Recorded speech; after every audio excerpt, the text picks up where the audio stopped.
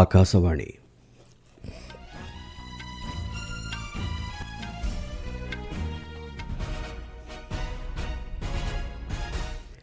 ସମ୍ବାଦ ପଢ଼ୁଛନ୍ତି ଚନ୍ଦନ ଘୋଷ। ମୁଖ୍ୟ ସମ୍ବାଦ। ରାଜ୍ୟଗୋଷ୍ଠୀ ଦେଶଗୁଡ଼ିକର ବାଚସ୍ପତି ଓ ପ୍ରିଜାଇଡିଂ ଅଧିକାରୀଙ୍କ 28ତମ ସମ୍ମିଳନୀକୁ ଆଜି ନୂଆଦିଲ୍ଲୀରେ ସମ୍ବୋଧନ କରିବେ ପ୍ରଧାନମନ୍ତ୍ରୀ। ପଞ୍ଜାବ ଓ ରାଜସ୍ଥାନକୁ ଆଜିଠାରୁ 2 ଦିନିଆ ଗସ୍ତରେ ଯିବେ ରାଷ୍ଟ୍ରପତି। 75ଟି ଦେଶର ନାଗରିକଙ୍କ ନିମନ୍ତେ ଆମେରିକା ଯିବା ଲାଗି ଭିସା ଉପରେ ନିଷେଧାଦେଶ ଜାରି କଲା ଟ୍ରମ୍ପ ପ୍ରଶାସନ। ବରିଷ୍ଠ ଆଇପିଏସ୍ ଅଧିକାରୀ ରାକେଶ ଅଗ୍ରୱାଲ ହେବେ ଏନ୍ଆଇଏ ମହାନିର୍ଦ୍ଦେଶକ। ଏବଂ ଦ୍ୱିତୀୟ ଆନ୍ତର୍ଜାତିକ ଦିନିକିଆ କ୍ରିକେଟ ମ୍ୟାଚ୍ରେ ଗତକାଲି ଭାରତକୁ 7 ୱିକେଟରେ ପରାସ୍ତ କଲା ନ୍ୟୁଜିଲ୍ୟାଣ୍ଡ।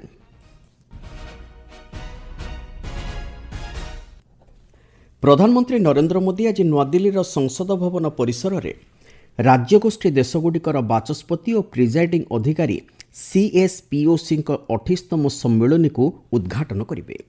ଏଥିରେ ଲୋକସଭା ବାଚସ୍ପତି ଓମ୍ ବିର୍ଲା ଅଧ୍ୟକ୍ଷତା କରିବେ। 60ରୁ ଅଧିକ ରାଜ୍ୟଗୋଷ୍ଠୀ ଦେଶର ବାଚସ୍ପତି ଓ 42ଟି ଅର୍ଦ୍ଧ ସ୍ୱୟଂଶାସିତ ସଂସଦର ପ୍ରିଜାଇଡିଂ ଅଧିକାରୀ ଏହି 3 ଦିନିଆ ସମ୍ମିଳନୀରେ ଯୋଗ ଦେଇଛନ୍ତି। ବିଭିନ୍ନ ଦେଶର ସମସାମୟିକ ସଂସଦୀୟ ପ୍ରସଙ୍ଗ ସମେତ ଏହି ଗଣତାନ୍ତ୍ରିକ ପ୍ରତିଷ୍ଠାନଗୁଡ଼ିକର ମୂଲ୍ୟବୋଧକୁ ବଜାୟ ରଖିବା ଦିଗରେ ବାଚସ୍ପତି ଏବଂ ପ୍ରିଜାଇଡିଂ ଅଧିକାରୀମାନଙ୍କ ଭୂମିକା ଏବଂ ଏ ସମ୍ପର୍କିତ ଜ୍ଞାନର ଆଦାନ ପ୍ରଦାନ କରିବା ହେଉଛି ଏହି ସମ୍ମିଳନୀର ମୁଖ୍ୟ ଉଦ୍ଦେଶ୍ୟ। କୃତ୍ରିମ ବୁଦ୍ଧିମତ୍ତାର ବ୍ୟବହାର, ନବସୃଜନଶୀଳ ଚିନ୍ତାଧାରା, ସାମାଜିକ ଗଣମାଧ୍ୟମର ପ୍ରଭାବ, ଗଣତନ୍ତ୍ରର ସୁରକ୍ଷା, ସାଂସଦଙ୍କ ସ୍ୱାସ୍ଥ୍ୟ ଓ କଲ୍ୟାଣ ପ୍ରସଙ୍ଗ ଆଧାରରେ ଏହି ସମ୍ମିଳନୀ ଅବସରରେ ବିଭିନ୍ନ ଅଧିବେଶନ ଅନୁଷ୍ଠିତ ହେବ। ଏହି ସମ୍ମିଳନୀର ପ୍ରଥମ ଦିନରେ ଦିଲ୍ଲୀର ଲାଲକିଲ୍ଲା ପରିସରରେ ଗତକାଲି CSPOCର ସ୍ଥାୟୀ କମିଟି ବୈଠକ ଶ୍ରୀ ବିର୍ଲାଙ୍କ ଅଧ୍ୟକ୍ଷତାରେ ଅନୁଷ୍ଠିତ ହୋଇଯାଇଛି। ଏ ସମ୍ପର୍କରେ ସାମାଜିକ ଗଣମାଧ୍ୟମରେ ସୂଚନା ଦେଇ ଶ୍ରୀ ବିର୍ଲା କହିଛନ୍ତି, ସଂସଦୀୟ ଗଣତାନ୍ତ୍ରିକ ପଦ୍ଧତିକୁ ଅଧିକ ସଶକ୍ତ କରିବା ଦିଗରେ CSPOC ଏକ ବିଶ୍ୱସ୍ତରୀୟ ମଞ୍ଚ ରୂପେ ଦାୟିତ୍ୱ ନିର୍ବାହ କରୁଛି। ଏହି ସମ୍ମିଳନୀରେ ଓଡ଼ିଶା ବିଧାନସଭା ବାଚସ୍ପତି ସୁରମା ପାଢ଼ୀ ଏବଂ ସଚିବ ସତ୍ୟବ୍ରତ ରାଉତ ମଧ୍ୟ ଯୋଗ ଦେଇଛନ୍ତି। ଏହି ସମ୍ମିଳନୀର ଉଦ୍ଯାପନୀ ଅବସରରେ ବାଚସ୍ପତି ଶ୍ରୀ ବିର୍ଲା ବ୍ରିଟେନ୍ର ହାଉସ୍ ଅଫ୍ କମନ୍ସର ଅଧ୍ୟକ୍ଷ ଲିଣ୍ଡସେ ହୁଇଲଙ୍କୁ CSPOCର ପରବର୍ତ୍ତୀ ଅଧ୍ୟକ୍ଷ ପାଇଁ ଦାୟିତ୍ୱ ହସ୍ତାନ୍ତର କରିବେ। ରାଷ୍ଟ୍ରପତି ଦ୍ରୌପଦୀ ମୁର୍ମୁ ଆଜିଠାରୁ 2 ଦିନିଆ ପଞ୍ଜାବ ଓ ରାଜସ୍ଥାନ ଗସ୍ତରେ ଯିବେ। ଏହି ଗସ୍ତ ଅବସରରେ ରାଷ୍ଟ୍ରପତି ଆଜି ଅମୃତସର ସ୍ଥିତ ଗୁରୁ ନାନକଦେବ ବିଶ୍ୱବିଦ୍ୟାଳୟର 50ତମ ସମାବର୍ତ୍ତନ ସମାରୋହରେ ମୁଖ୍ୟ ଅତିଥି ଭାବେ ଯୋଗଦେବାର କାର୍ଯ୍ୟକ୍ରମ ରହିଛି। ଆସନ୍ତାକାଲି ଶ୍ରୀମତୀ ମୁର୍ମୁ ଜଳନ୍ଧର ସ୍ଥିତ ଡକ୍ଟର BR ଆମ୍ବେଦକର ଜାତୀୟ ପ୍ରଯୁକ୍ତି ପ୍ରତିଷ୍ଠାନର 21ତମ ସମାବର୍ତ୍ତନ ଉତ୍ସବରେ ମୁଖ୍ୟ ଅତିଥି ରୂପେ ଯୋଗଦେଇ 1452 ଜଣ ବିଦ୍ୟାର୍ଥୀଙ୍କୁ ଡିଗ୍ରୀ ପ୍ରଦାନ କରିବେ।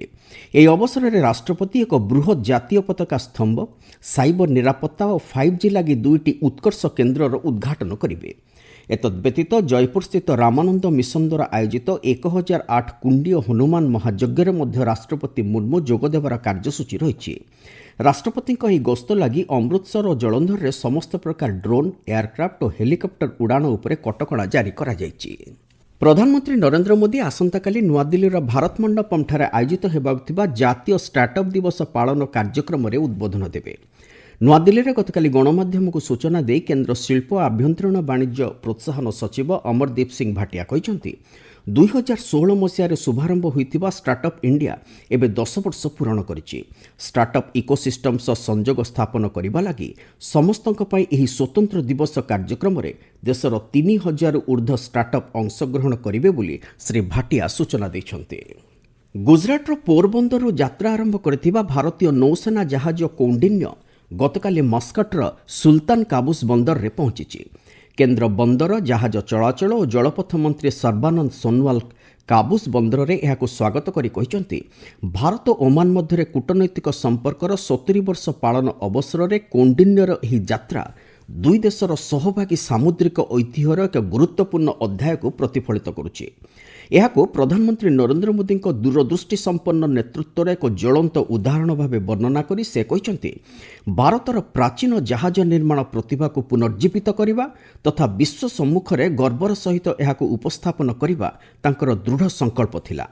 ଜାହାଜ ନିର୍ମାଣ କ୍ଲଷ୍ଟର ସୃଷ୍ଟି କରିବା ସହିତ ଏ ଦିଗରେ ଉତ୍ସର୍ଗୀକୃତ ଗବେଷଣା ଓ ବିକାଶ ଲାଗି ଏକ ସାମୁଦ୍ରିକ ବିକାଶ ପାଣ୍ଠି ପ୍ରତିଷ୍ଠା ମାଧ୍ୟମରେ ଭାରତ ପକ୍ଷରୁ କରାଯାଇଥିବା $8.4 ବିଲିୟନ ବ୍ୟୟ ଅଟକଳ ସମ୍ପର୍କରେ ଶ୍ରୀ ସୋନୱାଲ ଘୋଷଣା କରିଛନ୍ତି। आपण माने संवाद शुणुचंती आकाशवाणी। ट्रंप प्रशासन पक्षर 75 देशर नागरिकों निमंते आसंता 21 तारिख अमेरिका जिबा लगी भिसा उपरे निषेधादेश जारी करा जायछि।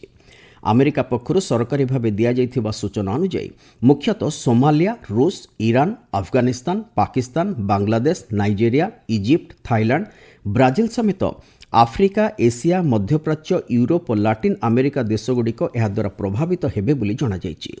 अमेरिकार भविष्यतर विकास को दृष्टि रखी राष्ट्रपति डोनाल्ड ट्रंप एभଳି निष्पत्ति नेइथिबा कुहाଯାଇଛି। जापानर वैदेशिक मंत्री तोशिमिसु मोटेगी आसंताकालीठारु 3 दिनिया भारत गस्तरे आसुछन्ति।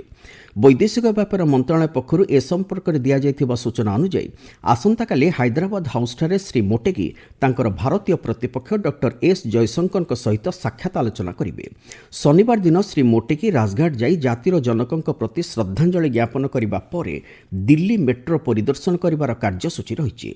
चलित वर्ष G20 नेतृत्व सम्मेलन अवसर में प्रधानमंत्री नरेंद्र मोदी और तांकर जापान प्रतिपक्ष साने ताकाइची मध्य होइथिबा आलोचना परे श्री मोटेगी भारत गस्तरे आछन्ति।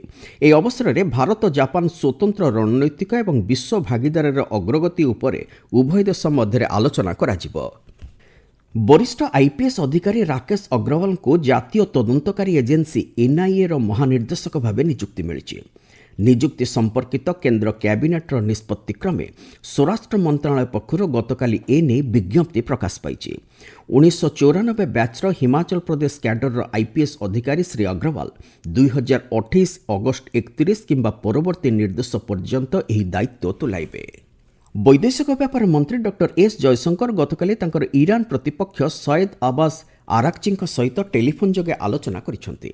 ए संपर्क में सामाजिक गणमाध्यम पोस्टरे सूचना दी डॉक्टर जयशंकर कहिसेंति ईरान एवं यार पार्श्ववर्ती अंचल सृष्ट स्थिति उपरे मुख्यतः सेमाने आलोचना करिसेंति। एही आलोचना लागि श्री आराक्ची तांको फोन करथिले बोली डॉक्टर जयशंकर एही पोस्टरे सूचना दैछंति। ईरान रे वर्तमान देखा देइथिबा स्थिति को दृष्टि रे रखी परवर्ती निर्देशनामा जारी हेबा पर्यंत भारतीय नागरिकों को ईरान यात्रा न करिबा लागि सरकार को पक्षरु परामर्श दिया जायछि। पूर्वर वैदेशिक व्यापार मंत्रालय पक्षरु जारी करा जाइथिबा निर्देशनामा अनुसार पश्चिम एसीय राष्ट्रगुड़ी को अनावश्यक यात्रा उपरे भारतीय नागरिकों पई कटकणा जारी करा जाइथिला। इतिमध्ये तेहरान स्थित भारतीय दूतावास पक्षरु भारतीय नागरिक मानकु ईरान रु कमर्शियल विमान एवं अन्यान्य परिवहन व्यवस्था जरिया स्वदेश फेरी आसिबा लागि परामर्श दिया जाइछि। क्रिकेट राजकोटଠାରେ गतकाली अनुष्ठित द्वितीय आंतर्जातिक दिनिकिया क्रिकेट मैच रे न्यूजीलैंड भारत को 7 विकेट रे परास्त करिछि। एथिसहित ଏହି 3 मैच विशिष्ट दिनिकिया सीरीज वर्तमान 1-1 रे बराबर रहिछि। गतकाली निरंजन शाह स्टेडियम ठारे अनुष्ठित ଏହି मैच रे न्यूजीलैंड टॉस जीति भारत को बैटिंग पई आमंत्रण करिथिला। भारत प्रथमे बैटिंग करी निर्धारित 50 ओवर रे 7 विकेट हराई 284 रन करिथिला।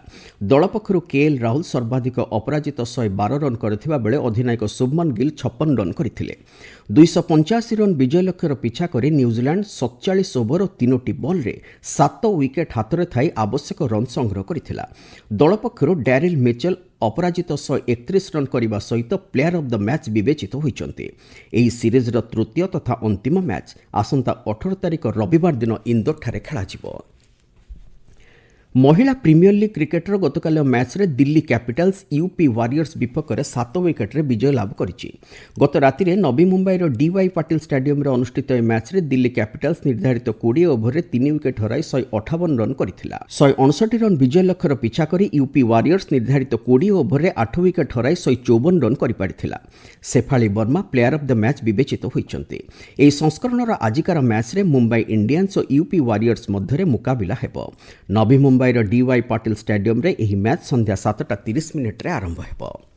मुख्य संवाद गुड़िक पुणी थरे राज्यगोष्ठी देशगुड़िकर बाचस्पति और प्रिजाइडिंग अधिकारी 28तम सम्मेलन को आज नुआदिल्ली रे संबोधन करेंगे प्रधानमंत्री। पंजाब और राजस्थान को आज 2 दिनिया गस्तरे जिबे राष्ट्रपति।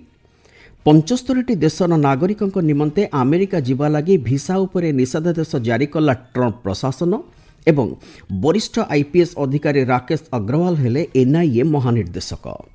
संवाद शेष हला।